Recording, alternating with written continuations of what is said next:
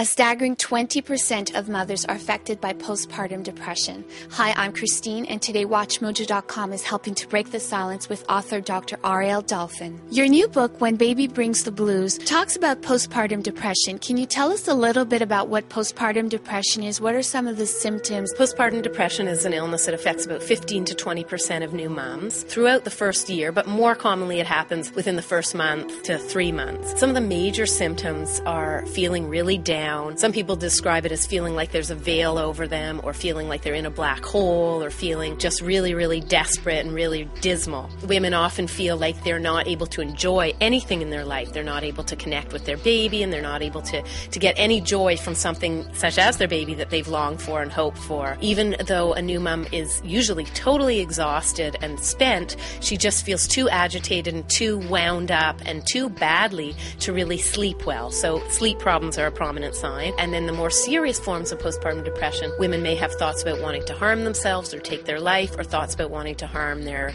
babies. What are some of the risk factors for getting postpartum depression?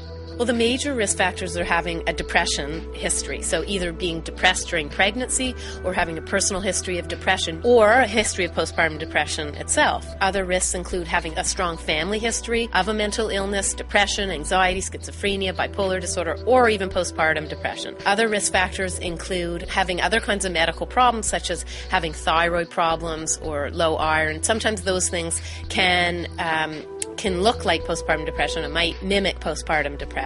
And then there are also what we call psychological risk factors. People who have certain personality types where they're perfectionistic or a high need for control or worry a lot are also at risk. And then we get into the final category of risk factors, which we call social risk factors. So that might include having major life changes in the world around you, in your particular world, at the same time that you have a baby. What are some of the treatments to help somebody who has postpartum depression? Whenever I'm seeing someone who has postpartum depression, we go through sort of 3 layers of treatment. And the first things that I think are really important to emphasize are the things that someone can do on their own or do at home. So that means looking at how you get better sleep, working on your support network, looking at who's in your life, who can help me. If you're in the fortunate position of having a little bit of extra money on hand, who can I hire to make this better? Whether it's a night nurse or someone to help clean up. Then we get into the category of professional help, talk therapy, psychotherapy, and then there's the treatment of medication. There are a lot of medications that are very safe and very effective for treating postpartum depression.